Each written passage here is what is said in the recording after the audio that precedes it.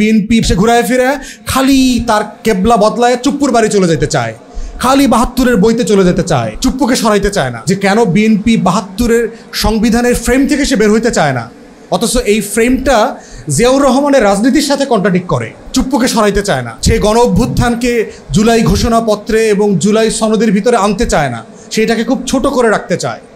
এবং এইটা করার মধ্য দিয়ে যে জাতীয়তাবাদী রাজনীতিটা নষ্ট হয়ে যাচ্ছে, যেটা তো আলটিমেটলি বিএনপি লিড করতেছে, যেটা আমরা বারবার বলছি যে আপনাকে এটা কারেকশন করতে হবে, কারণ এতে শহীদ প্রেসিডেন্ট জিয়াউর রহমানের যে রাজনীতি সেটা ক্ষতিগ্রস্ত হচ্ছে।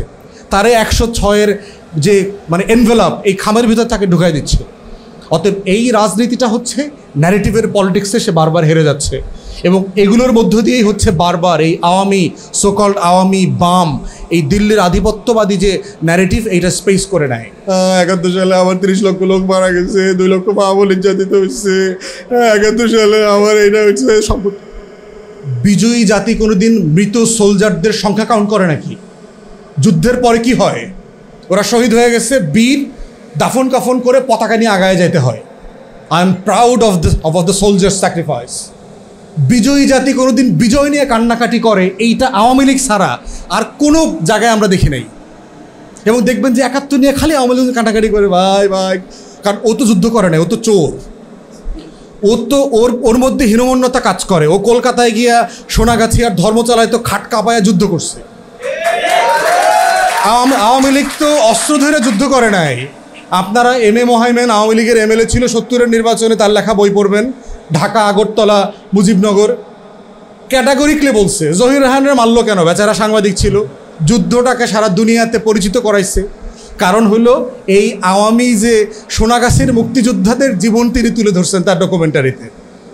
উনি বলছিলেন ফাঁস করে দিব এটা, যদি আমার ভাইরে আমি খুঁজে না পাই, শহীদুল্লাহ কায়সারে যদি খুঁজে না পাই, তো করে সব আকাম কুকাম সব ফাঁস করে দেব। এবং ৩০ তারিখ প্রেস ক্লাবে সংবাদ সম্মেলন করে তার এই ডকুমেন্টারি ফাঁস করার কথা ছিল, এবং সেই দিন সকালেই তাকে গুম করা হয়েছে।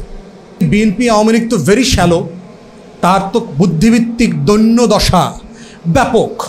এবং এটা তো এখন মঞ্চগুলোতে কে কোন মঞ্চে গিয়ে বক্তব্য দিচ্ছে, মেহমান হচ্ছে, দেখলেই বুঝতে পারছেন যে এত বড় বড় দল গণ অভ্যুত্থান হয়ে গেছে, যারা শহীদ প্রেসিডেন্ট জিয়াউর রহমানের রাজনীতিটাই ব্যাখ্যা করতে পারছে না, নতুন প্রেক্ষাপটে সেটাকে রেলেভেন্ট করে রাখতে পারছে না। বাম লড়াই, বাংলাদেশের ডমিনেন্ট কিছু ন্যারেটিভ আছে দেখবেন যে পাকিস্তান দ্বিজাতিতত্ত্বের উপরে ভিত্তি করে পাকিস্তান রাষ্ট্র সৃষ্টি ভুল ছিল। বাংলাদেশে বামরা কন্টিনিউয়াসলি এই কথাটা বলে। তাকে পরবর্তী প্রশ্নটা কেউ করে না যে পাকিস্তান না হইলে স্বাধীন বাংলাদেশটা কিভাবে হইতো, এইটার প্রসেসটা একটু বলেন। আমি যদি বাংলার অধিকাংশ জনগণ 47-এ মুসলমান না হইতো, তাহলে এই বাংলাকে হিস্টোরিক্যাল বাংলা থেকে ভাগ হইতো কিনা? বাংলা বিভক্ত হইতো, তারা পুরোটা মিলে ভারতের অংশ হইতো। তাহলে ভারতের অংশ হইলে আপনি স্বাধীন বাংলাদেশ কিভাবে হইতেন? বাংলাকে স্বাধীন করবার জন্য তখন তো একটা প্রজেক্ট ছিল। সুভাষচন্দ্র বসু, শরৎচন্দ্র বসুরা তো চেষ্টা করেছে। শরৎচন্দ্র বসু, তারপরে কিরণ শঙ্কর রায়, সোহরাওয়ার্দী, এরা সবাই তো, আবুল হাশেম, এরা তো সবাই অবিভক্ত বাংলা করতে চাইছে। তারা তো সবাই মিলে জিন্নার কাছেও গেছে। জিন্না বলছে আমার কোনো আপত্তি নাই, আপনারা যদি একসাথে রাষ্ট্র থাকেন আমার কোনো আপত্তি নাই। তবে জিন্না সোহরাওয়ার্দী সাহেবকে এটাও বলে দিচ্ছে এই রাষ্ট্র আপনারা বানাইলেও স্বাধীন রাখতে পারবেন না, আপনাদের খায়া ফেলবে ভারত। আর যখন শরৎচন্দ্র বসু গেছে আপনার কংগ্রেসের নেতাদের কাছে, তারা কি বলছে? বলছে না, এরকম রাষ্ট্র হবে না, বাংলা ভাগ করে দিব। তাহলে যারা এই বয়ানটা কায়েম করলো বাংলাদেশে, এবং বাংলাদেশে বলা হয় যে ভারত বিভক্তির জন্য দায়ী হইল জিন্না, দেখবেন এই ধরনের কথা বলে, ভারত কেন বিভক্ত হয়েছে এর জন্য দায় হইল মুসলিম লীগের। একদম এক্স্যাক্টলি অপোজিট ঐতিহাসিক রিয়েলিটি। বরং জিন্না চাইছে ক্যাবিনেট মিশন প্ল্যানের পরে যে এই রকম প্ল্যানে আমার কোনো আপত্তি নাই, এবং 3 পক্ষের সামনে, কংগ্রেস নেতা এবং ব্রিটিশদের সামনে উনি 46-এ পাকিস্তানের ম্যাপ ছিঁড়ে ফেলাই দিছে।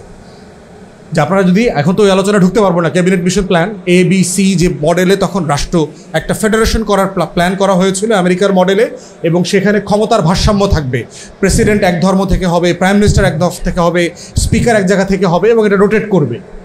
এই প্রকল্প তো জিন্না মেনে নিয়েছে, মুসলিম মেনে নিয়েছে। নেহেরু রুমের ভিতরে মিটিংয়ে মেনে নিছে, বাইরে এসে প্রেস কনফারেন্সে বলছে যে আমি এই পরিকল্পনার সাথে একমত না। তাহলে ভারত বিভক্তটা কে করলো? ধর্মের ভিত্তিতে এই দেশটাকে তো কংগ্রেস ভাগ করেছে, মুসলিম লীগ করে নাই। জিন্না করে নাই। তাহলে অথচ দেখেন পুরো ন্যারেটিভটা কি চাপায় দিছে আমাদের উপরে, যে এই দ্বিজাতি তত্ত্বের উপরে পাকিস্তান বানানো ভুল সিদ্ধান্ত, মুসলিম লীগ জিন্নার কারণে এই সাম্প্রদায়িক রাজনীতি তৈরি হয়েছে, এই বক্তব্যটা হিস্টোরিক্যালি চালায় দিয়েছে। এবং এই বিশাল জনগোষ্ঠীর ভিতরে এইটাকে কাউন্টার করা, চ্যালেঞ্জ করা কোনো চেষ্টাই আমরা দেখলাম না।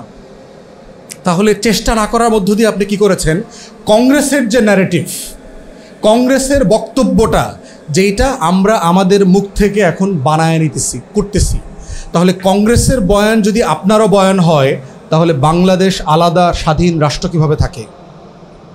এটার সাথে একটা যায় না তো, মানে একটা তো হিস্টোরিক্যালি একটার সাথে একটা কন্ট্রাডিক্ট করে। কিন্তু এই কন্ট্রাডিকশনগুলো এই পলিটিক্সকে আমাদের এখানে এস্টাবলিশ করেছে বামপন্থীরা, সিপিবি পার্টিকুলারলি। এবং সিপিবি কখনোই বাংলাদেশের রাজনীতি করে নাই। এই কমিউনিস্ট পার্টি ঐতিহাসিকভাবেই খুবই লো কোয়ালিটির পার্টি, কিন্তু এগুলো আপনারা যদি সিপিবির পলিটিক্সটা পড়েন, এরা কেউই মার্কসের লিটারেচার পড়ে নাই। এরা মার্কসের তাফসির যেগুলো কলকাতায় করছে, ওই তাফসিরটা এখানে পড়ছে। এবং ওই তাফসিরগুলো কারা করছে? ব্রাহ্মণরা করছে, জমিদাররা করছে। অতএব ব্রাহ্মণের যে জাতপাতের ভিউ, তার যে অখান ভারত বিজেপির রাজনীতির যে টানেল ভিউ, তার যে সুপিরিয়রিটি, তার যে জমিনদারি সিস্টেম, কলোনিয়াল মডেলকে, ব্রিটিশদেরকে দেবদূত বানানো, মুসলমানদেরকে, মোঘল এম্পায়ারকে অপর বানানোর যে রাজনীতি, সেই টানেল দিয়ে সে মার্কসের তাফসির করছে। এবং এইটা মুসলমানের বাচ্চাদেরকে এখানে বুঝাইছে এগুলো। তো এই পলিটিক্সের শিকার হইতে হয়েছে আমাদের সবাইকে। আর ইন্টেলেকচুয়ালি বিএনপি আওয়ামী লীগ তো ভেরি শ্যালো, তার তো বুদ্ধিভিত্তিক দৈন্য দশা ব্যাপক। এবং এটা তো এখন মঞ্চগুলোতে কে কোন মঞ্চে গিয়ে বক্তব্য দিচ্ছে, মেহমান হচ্ছে, দেখলেই বুঝতে পারছেন যে এত বড় বড় দল গণ অভ্যুত্থান হয়ে গেছে, যারা শহীদ প্রেসিডেন্ট জিয়াউর রহমানের রাজনীতিটাই ব্যাখ্যা করতে পারছে না, নতুন প্রেক্ষাপটে সেটাকে রেলেভেন্ট করে রাখতে পারছে না। তো সেই যে ন্যারেটিভের পলিটিক্স যেটা আমাদের উপর চাপিয়ে দেওয়া হয়েছে, এই জায়গাটা পরিষ্কার না হওয়া পর্যন্ত আমার এই মাটির একটা রাজনীতি, সুবা বাংলার রাজনীতি, নবাবী আমলের রাজনীতি, সুলতানি আমলের রাজনীতি, আমার যে সোনার বাংলার পিরিয়ড, যেই বাংলা পৃথিবীর সবচেয়ে ধনী অঞ্চল ছিল, আমার মোস্ট প্রসপারাস টাইম, সেই অংশটাকে ব্যাপারে আমাকে গর্বিত করতে দিচ্ছে না।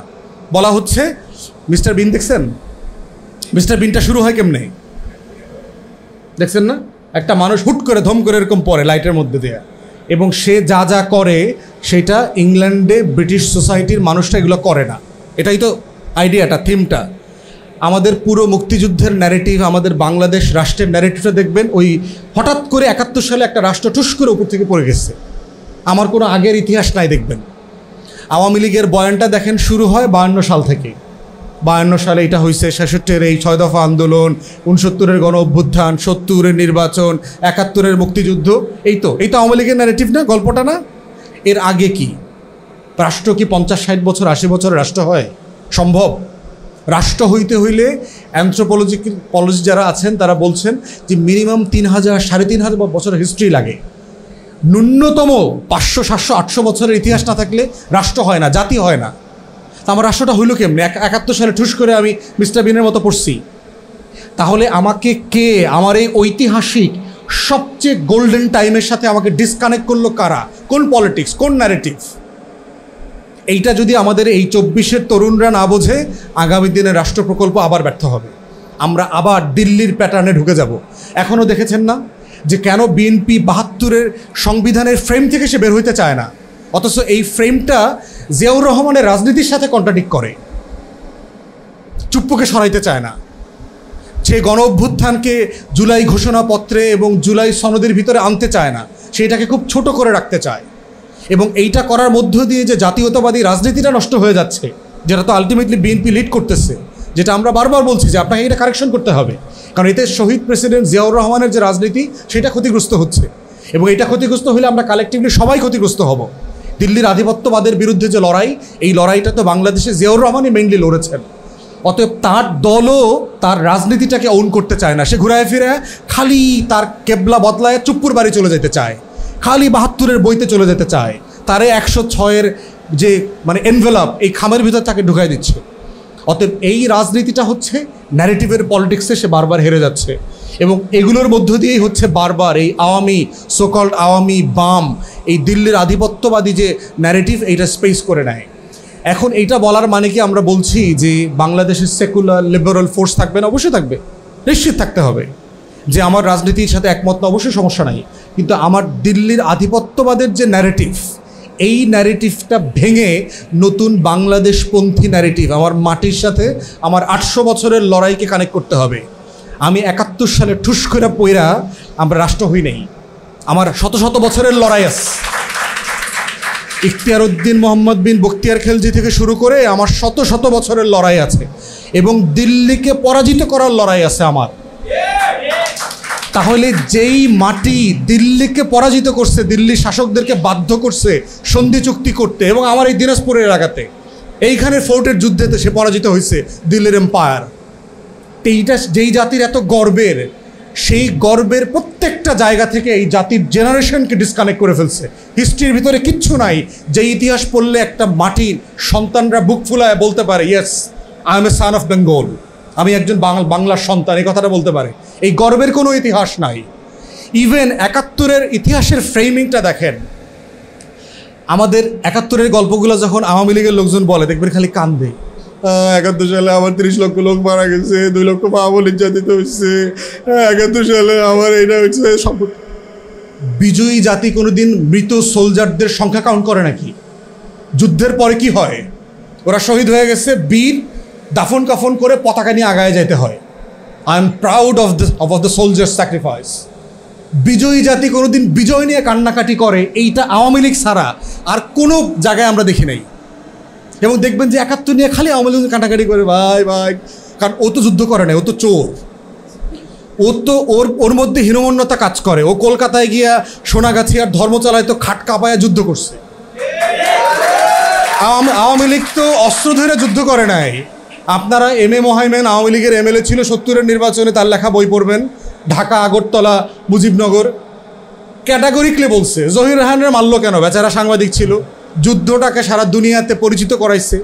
কারণ হলো এই আওয়ামী যে সোনাগাছির মুক্তিযোদ্ধাদের জীবন তিনি তুলে ধরছেন তার ডকুমেন্টারিতে। উনি বলছেন ফাঁস করে দিব এটা, যদি আমার ভাইরে আমি খুঁজে না পাই, শহীদুল্লাহ কাসারে যদি খুঁজে না পাই, তোর সব আকাম কুকাম সব ফাঁস করে দেব। এবং 30 তারিখ প্রেস ক্লাবে সংবাদ সম্মেলন করে তার এই ডকুমেন্টারি ফাঁস করার কথা ছিল, এবং সেই দিন সকালেই তাকে গুম করা হয়েছে। এটা হচ্ছে রিয়েলিটি।